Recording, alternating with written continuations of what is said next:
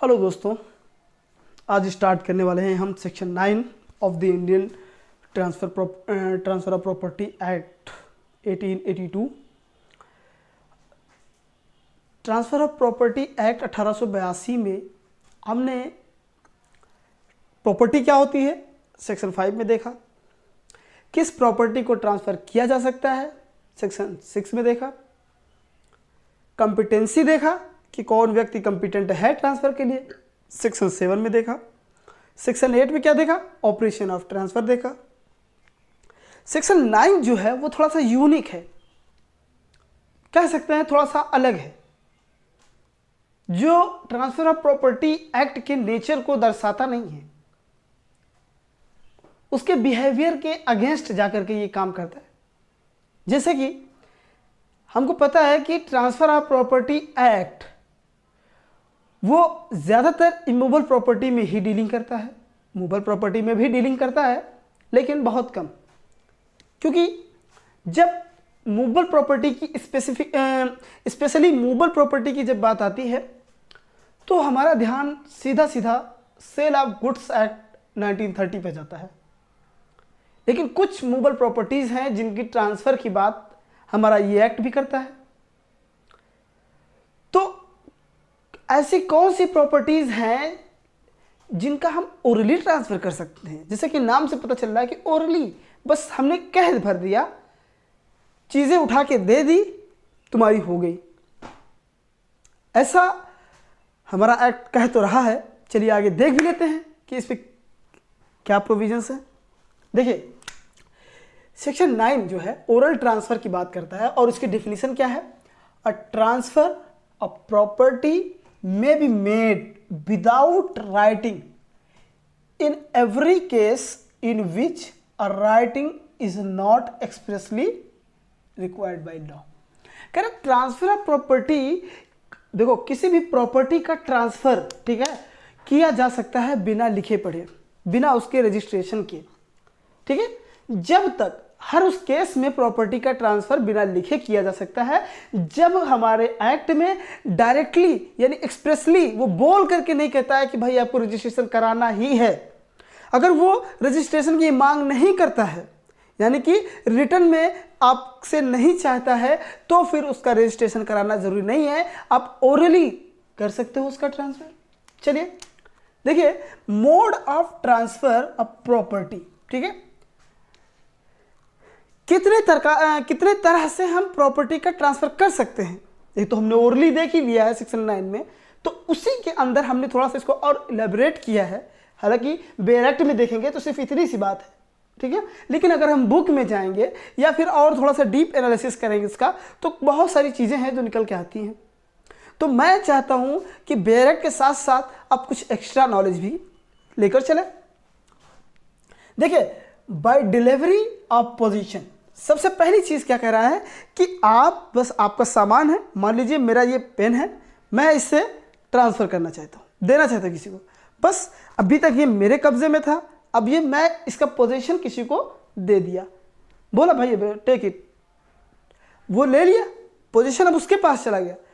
तो वही कह रहा है भाई डिलीवरी ऑफ पोजीशन, जैसे ही पोजीशन मैंने ट्रांसफ़र कर दी तो वो प्रॉपर्टी ट्रांसफ़र मान ली जाएगी।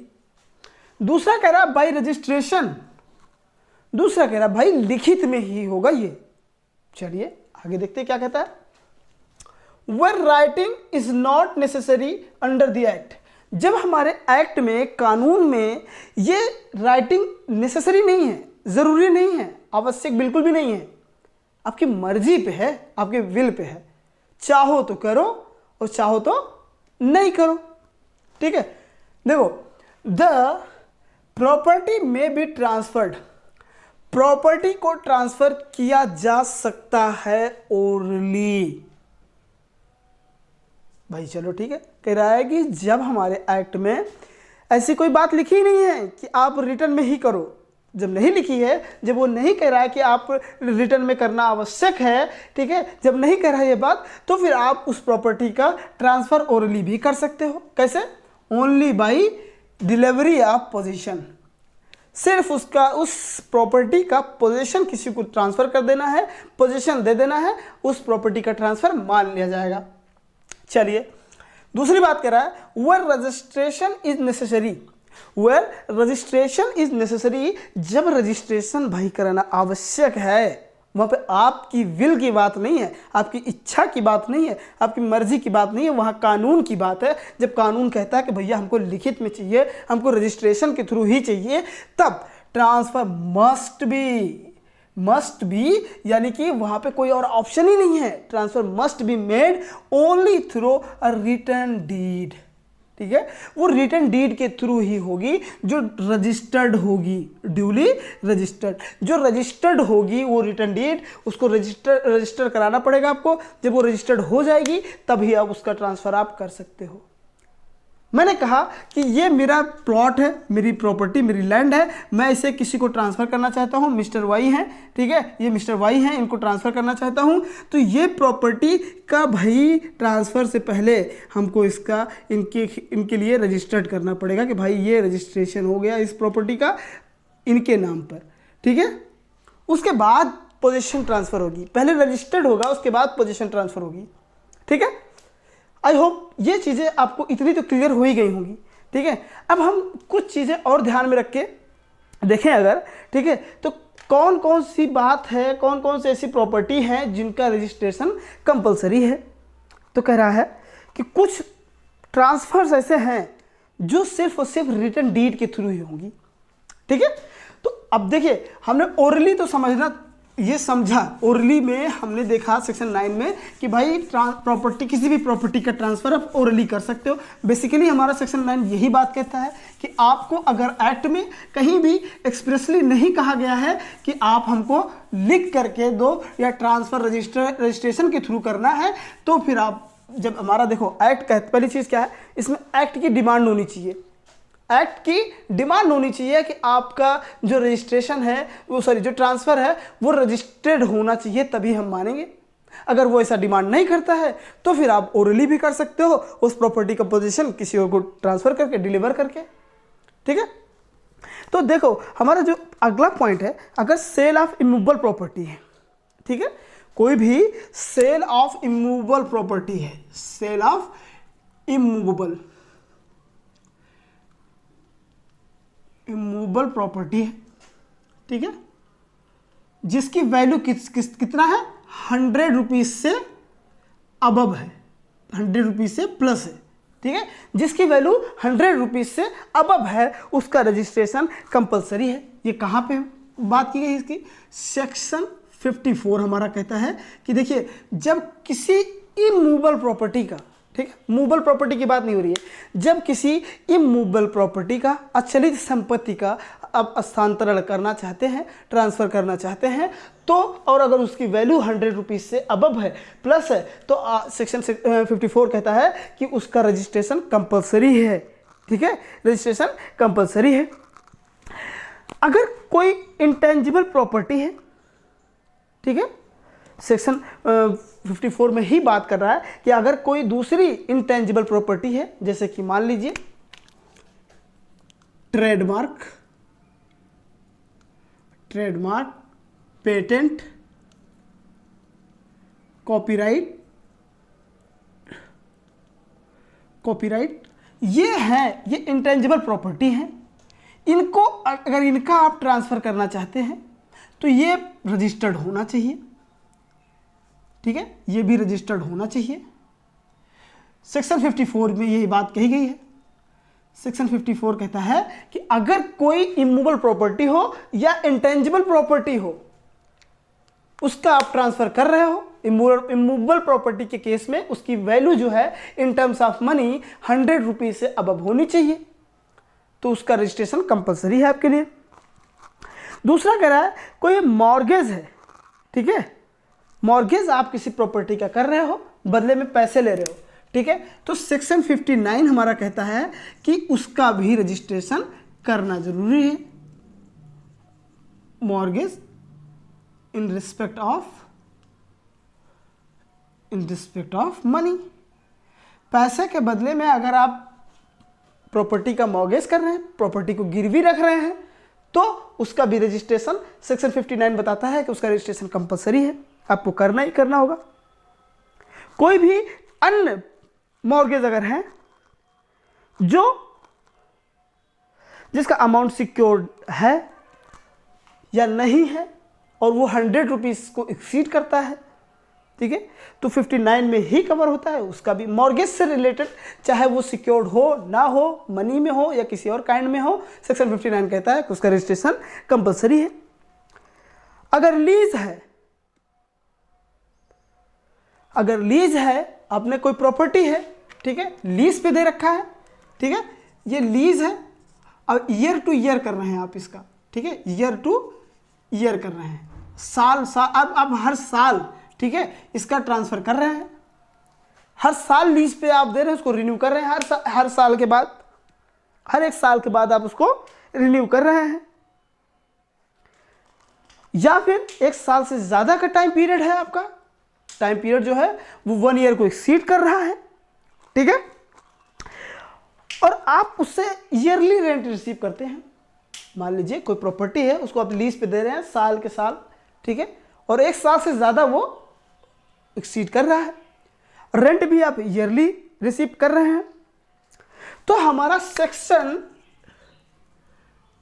107 ये बात कहता है कि आपको इसका रजिस्ट्रेशन कराना ही होगा, आपको यह कंपल्सरली रजिस्टर्ड कराना होगा। अगर किसी इमूवेबल प्रॉपर्टी का आप एक्सचेंज कर रहे हैं, ठीक है, एक्सचेंज कर रहे हैं जिसकी वैल्यू 100 रुपीज को क्रॉस कर रही है, उसका भी रजिस्ट्रेशन कराना पड़ेगा। सेक्शन 118 यही बात कहता है कि उसका आपको रजिस्ट्रेशन कराना पड़ेगा। आप अगर किसी भी पर्सन को गिफ्ट कर रहे हैं, किसी इमूवेबल प्रॉपर्टी का, किसी इमूवेबल प्रॉपर्टी का गिफ्ट कर रहे हैं किसी को, कोई मैटर नहीं कितने की है, वो पैसे की कोई बात ही नहीं करता, ये कितने की है कितने की नहीं है। सेक्शन 123 कहता है, देखिए, गिफ्ट ऑफ इमूवेबल प्रॉपर्टी, ठीक है, गिफ्ट ऑफ इमूवेबल प्रॉपर्टी,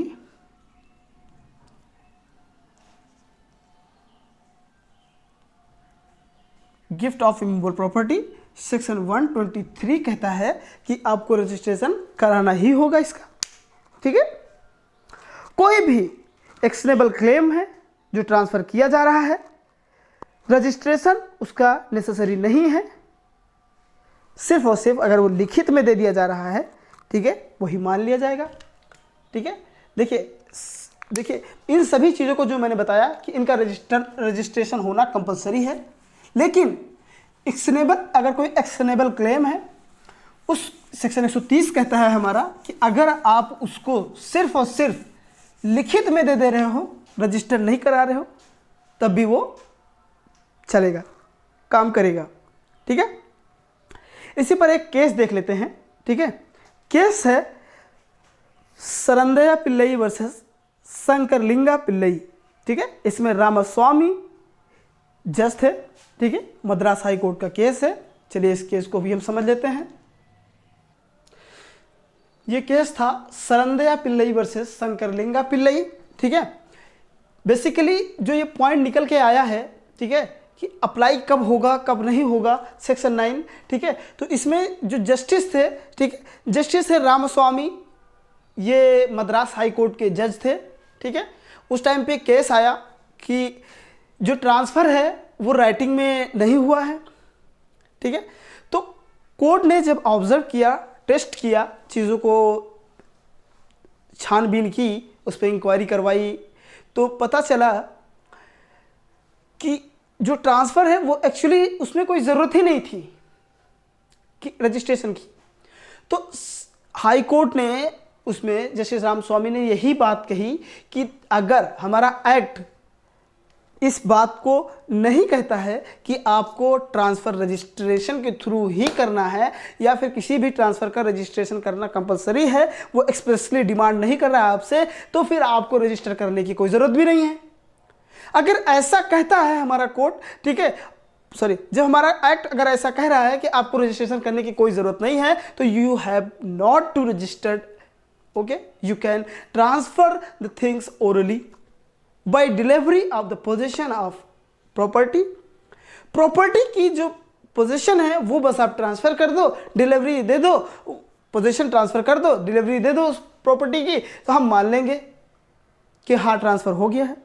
यही बात इस केस में निकल के आया था।